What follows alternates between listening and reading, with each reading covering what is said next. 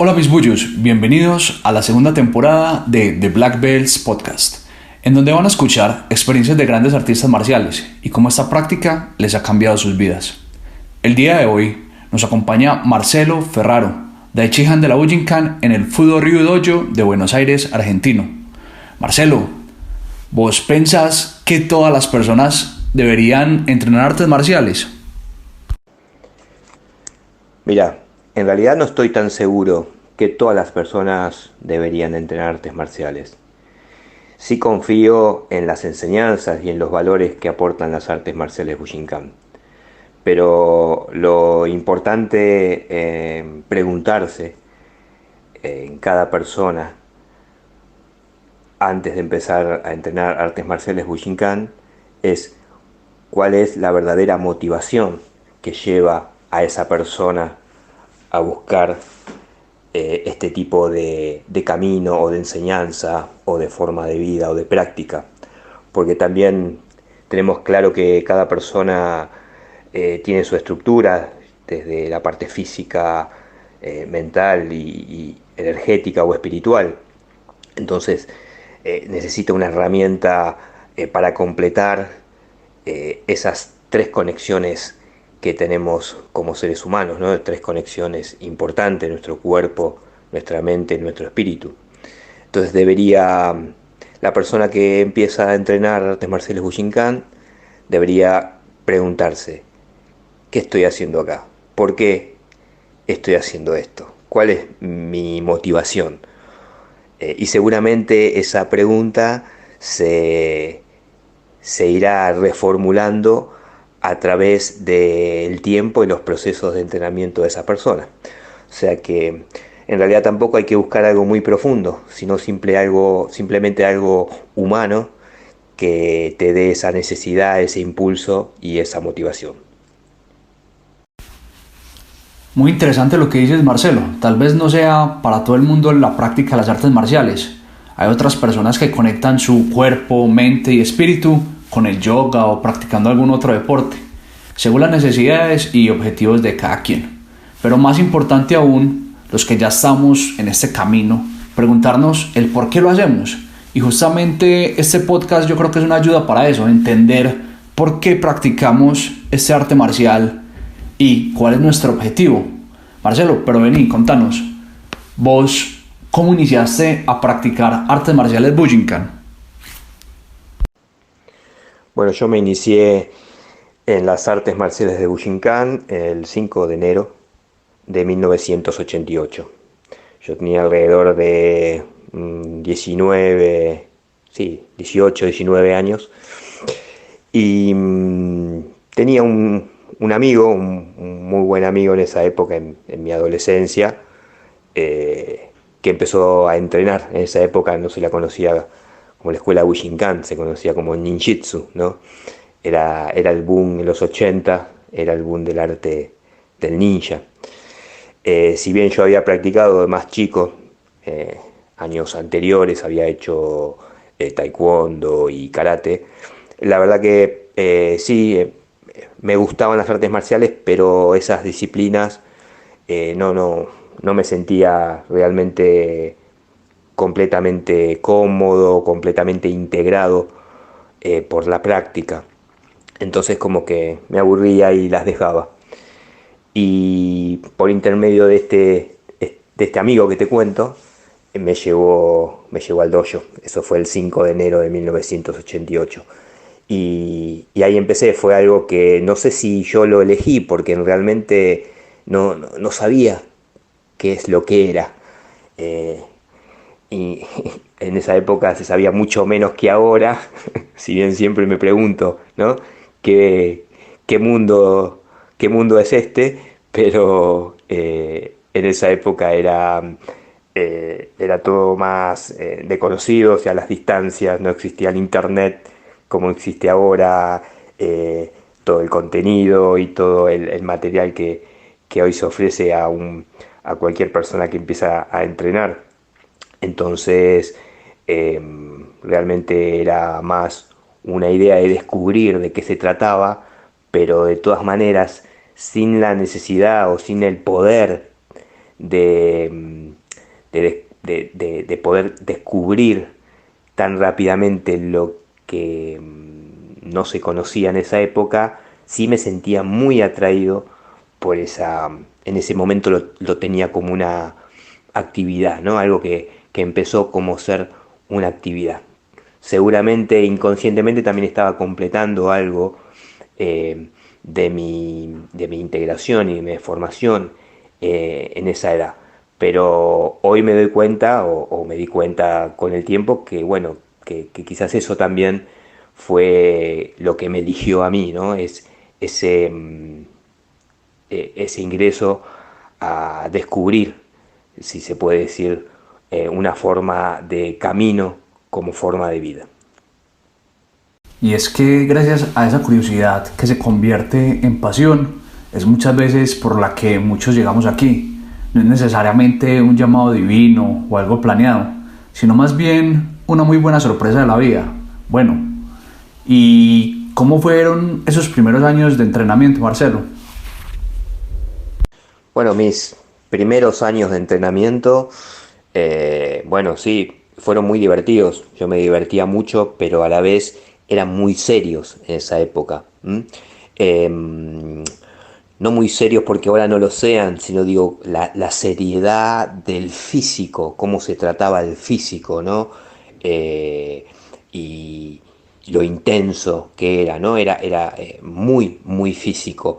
Pero bueno, claramente, como te comentaba antes, el- todo el bagaje de contenido y de material que no se tenía, se complementaba con eso exclusivamente físico, ¿no?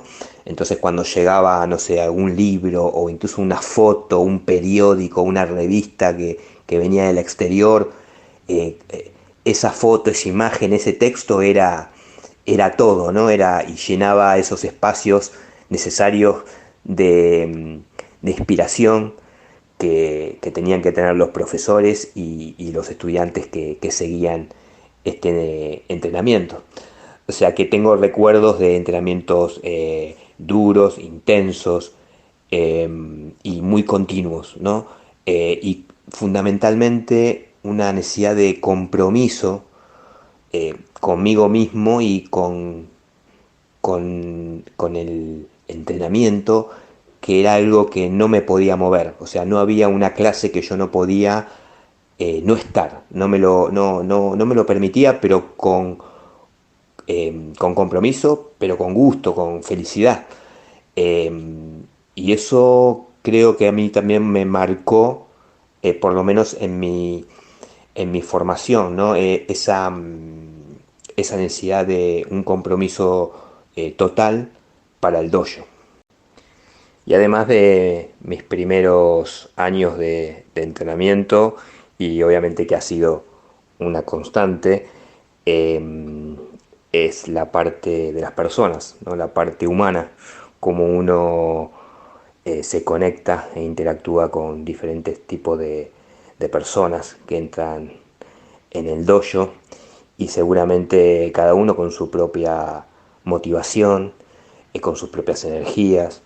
Entonces, de eso también tengo realmente recuerdos muy, muy frescos, ¿no? De las personas, de lo que practicamos, que en ese momento que decíamos como la última técnica, como el último movimiento, y ahora lo veo en retrospectiva en todo este tiempo y me completa mucho, ¿no? Y me divierte mucho porque veíamos y veo cómo era necesario también preservar esa intuición y ese feeling de que siempre se habla de que jugar como un niño, ¿no?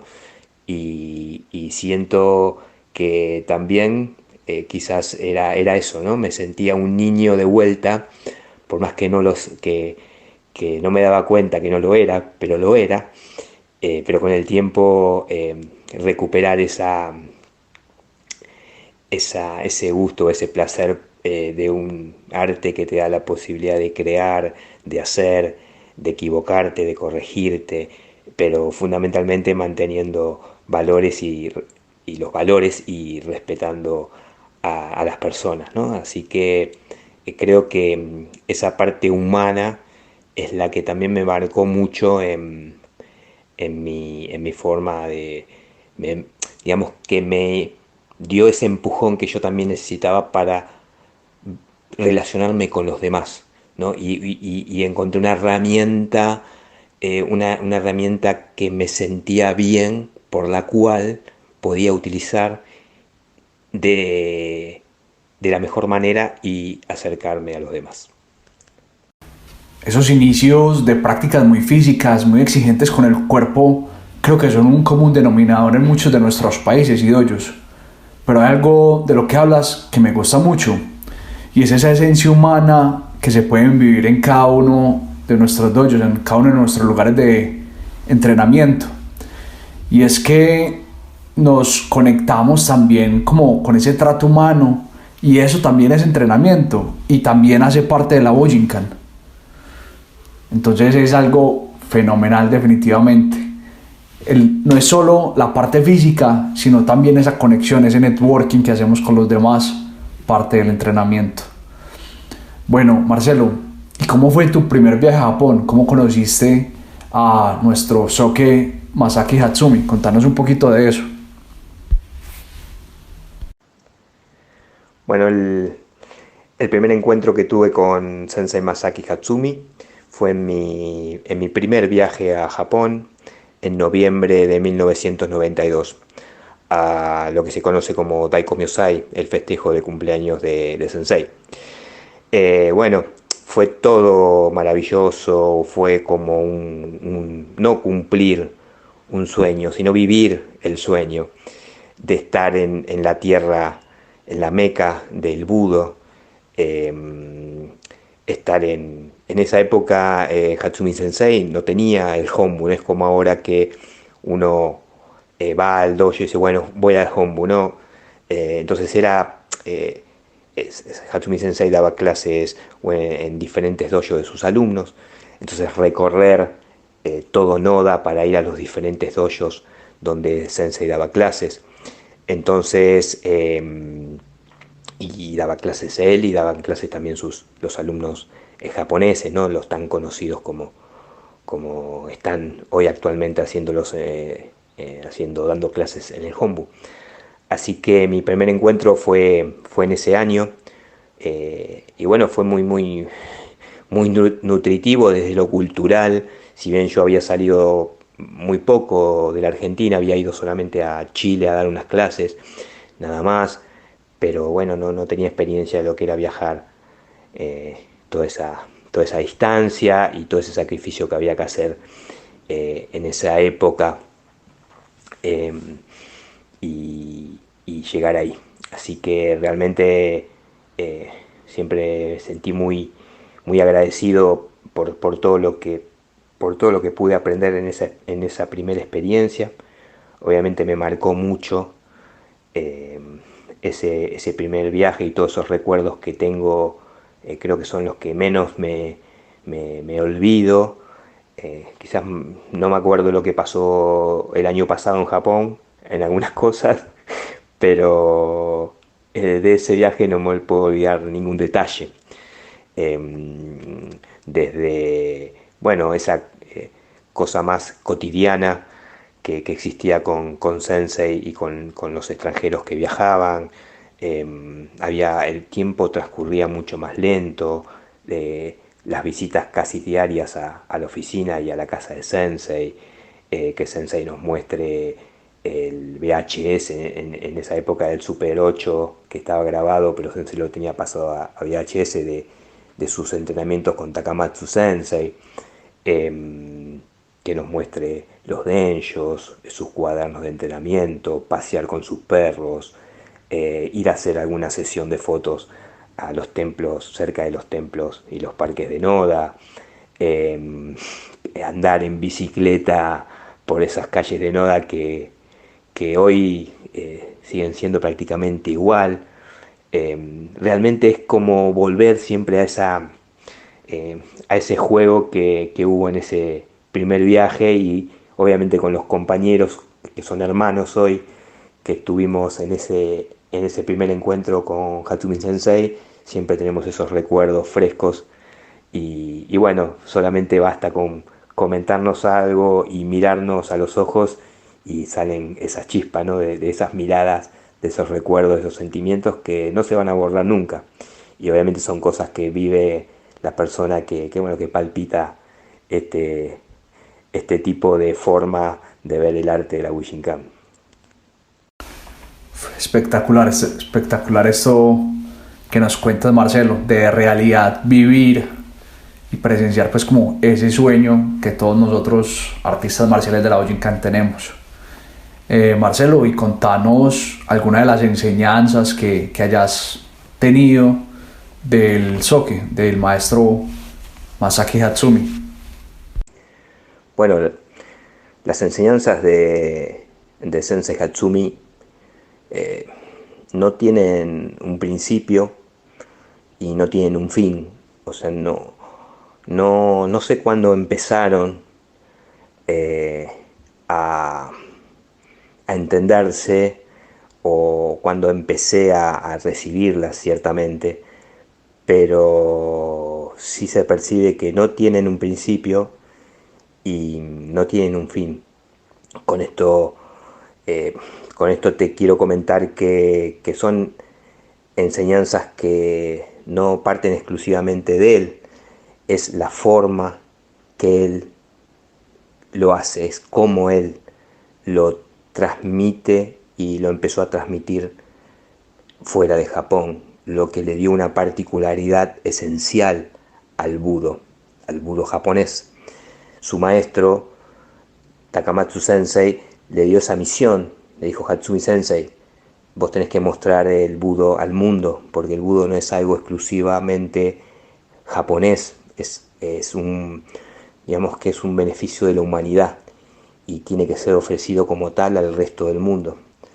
Entonces su particularidad fue lo que hizo que el budo al resto del mundo se lo conozca como por lo que es, y realmente tampoco conocemos completamente lo que es, ¿no? Y cada uno de nosotros va recibiendo o va entendiendo una parte, es como si fuera un gran rompecabezas, ¿no? Que todos son necesarios para ir completando y complementando esas grandes enseñanzas de esta persona única, ¿no? Y como él siempre dice, que le transmitió su maestro, que le decía: Hatsumi Sensei, ser un buen guerrero es muy fácil, pero ser una buena persona no. Entonces, ese, esa enseñanza de buscar en el corazón de las personas y desde el corazón de las personas es eh, el sello que marca ese tipo de característica que nos lleva a la práctica, a cómo transmitir, a cómo recibir y cómo estar agradecido bueno, de todos esos sacrificios que hicieron los antiguos maestros, los antecesores, para poder para que hoy tengamos todo todo este arte que es maravilloso y que a cada uno le aplicará en su vida lo que necesita, ¿no? Lo que necesita saber. A veces la gente se entera de cosas que no son las que realmente quiere conocer, pero sí las que tiene que superar, como esos desafíos. Entonces, para mí lo esencial de las enseñanzas de Masaki Hatsumi, y que viajan a través del tiempo, ¿no? Del pasado al presente y hasta el futuro, es ese bagaje esencial que tiene de poder ser una mejor persona y mejorarte como persona día a día. Mira, yo creo que las enseñanzas de Masaki Hatsumi, las enseñanzas y los fundamentos de la Bujinkan,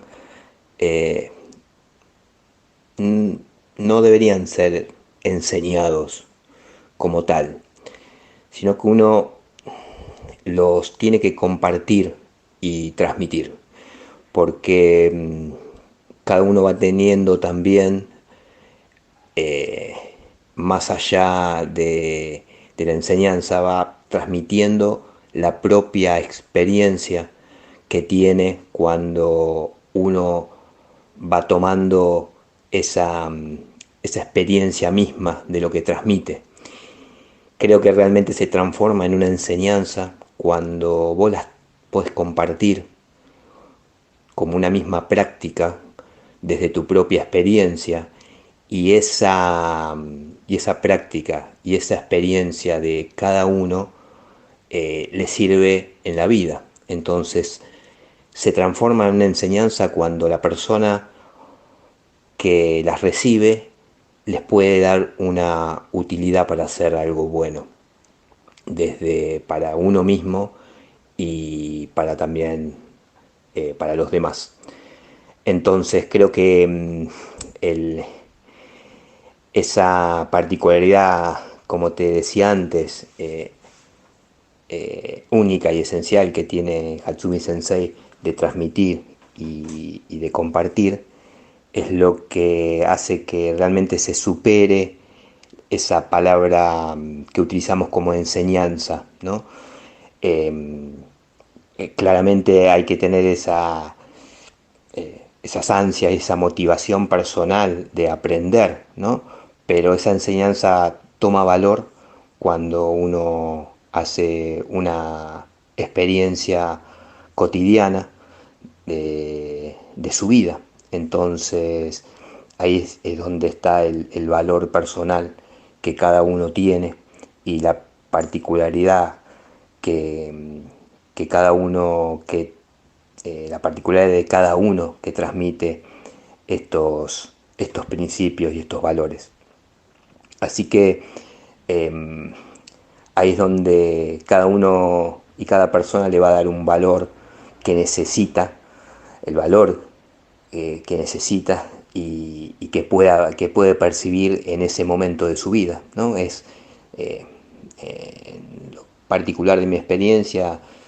Seguramente recibí muchas cosas cuando tenía 20 años, pero creo que todavía se están decantando muchas de esas enseñanzas y transmisiones que fui recibiendo, pero siento que realmente tienen valor cuando las puedes transmitir e incluso cuando los demás pueden mejorar lo que uno transmite. O sea que creo que ese legado de transmisión es esencial para, para el beneficio de todas las personas que se acercan a la Bujinkan.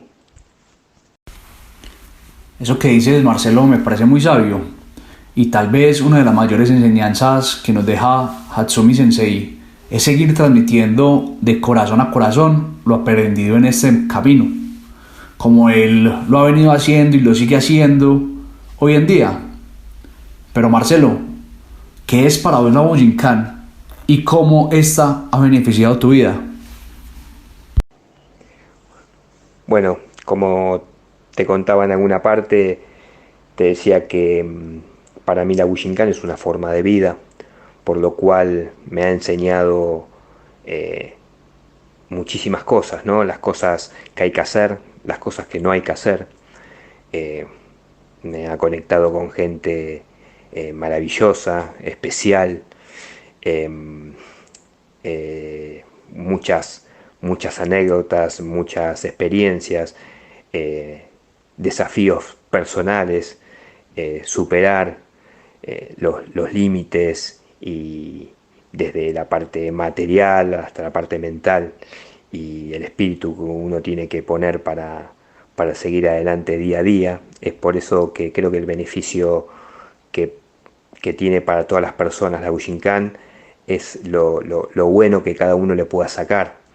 De esa forma también Hatsumi Sensei lo transmite y lo enseña de muchas maneras, ¿no? Y con muchos idiomas, eh, con las artes marciales, con la escritura, con la fotografía, con el arte, con la pintura, con la caligrafía, con la poesía, con la historia, con la tradición.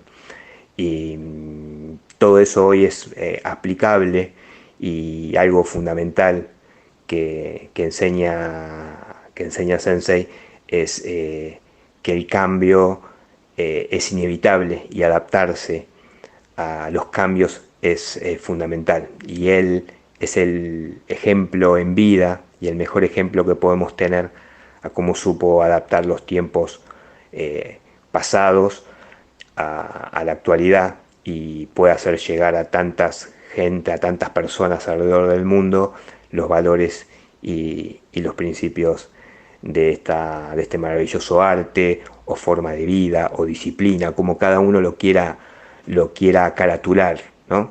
Pero fundamentalmente el desafío es que creo que también a mucha gente le saca ese molde que tiene, y vos al tener que romper ese molde que armaron para vos como persona, y armar tu propio molde, y para mejorar cada día, y para hacer un beneficio también para la humanidad, te hace creer que realmente la humanidad todavía tiene muchas cosas para aprender. Y bueno, creo que las artes marciales de Bujinkan aportan valores fundamentales para eso, más allá de la profesión que vos tengas. Justamente los grandes maestros tienen diferentes profesiones, y cada uno, más allá de esas profesiones, siguen aprendiendo. Gente experta sigue aprendiendo con Masaki Hatsumi, porque esas enseñanzas trascienden ese valor solamente exclusivo a una profesión, sino que es aplicable a la actividad que vos tengas en tu vida. Así que eso para mí es esencial, y el objetivo de poder también superarse cada día, mejorar y ayudar a los demás es esencial para que estas transmisiones y estos valores sean pasados, ¿no? Y no pensar tanto exclusivamente en el futuro, sino que pensar desde dónde venimos y en el presente, porque el futuro ya no va a ser parte nuestra, pero sí el legado que cada uno pueda dejar. Esa adaptabilidad y resiliencia en estos tiempos tan inciertos, de verdad que vale oro. Y es que esa capacidad que tiene el ser humano de transformarse, de aprender todos los días, es algo demasiado importante, y más que todo cuando la tenemos presente en nuestra profesión, nuestra vida familiar, en cualquier aspecto de nuestras vidas. Pero ahora, Marcelo, y para ir cerrando, ¿qué libro nos recomiendas? Bueno, ¿qué libros puedo recomendar? Bueno, Esencia del Ninjutsu, de Masaki Hatsumi, La esencia del Budo, de Masaki Hatsumi, El arte de la guerra, de Sun Tzu, El libro de los 5 anillos, de Miyamoto Musashi, también el libro de la ética del guerrero, de Jack Hoban. Y bueno, hay muchos libros interesantes. El arte de la guerra japonés, de Thomas Cleary. Y también te puedo recomendar el libro que tengas en tu biblioteca, cualquiera, que percibas que tengas que agarrarlo y abrirlo en cualquier página, y ver qué dice esa página que te tocó en forma aleatoria o intuitiva en ese momento. La ética del guerrero fue uno de esos últimos libros que me leí. La verdad está buenísimo. Cómo Jack logra explicar ese concepto de esos valores que no se pueden negociar, de cómo un marín puede tomar la decisión de quitar una vida o de proteger a los demás, es fenomenal. La verdad que recomendado para todos. Y para finalizar ya con este podcast, Marcelo, si vos pudieras tener una pancarta así en una calle grandísima, grandísima, que todo el mundo pudiera ver, ¿qué diría esa pancarta? Las actitudes son más importantes que las aptitudes, de Winston Churchill. La buena actitud se contagia y hace que las demás personas que estén alrededor de nosotros tengan muy buena energía. Bueno, muchísimas gracias, Marcelo, por acompañarnos el día de hoy y muchísimas gracias a todos ustedes por escucharnos. Recuerden dejarnos sus comentarios y si les gustó este podcast, compartirlo con otras personas para que cada día lleguemos a más corazones. Antes de irme, quiero agradecer a Cris, a Juancho, a Silvio, a David y a todos los que han hecho que este podcast se haga una realidad. Muchísimas gracias a todos ustedes. Gambate.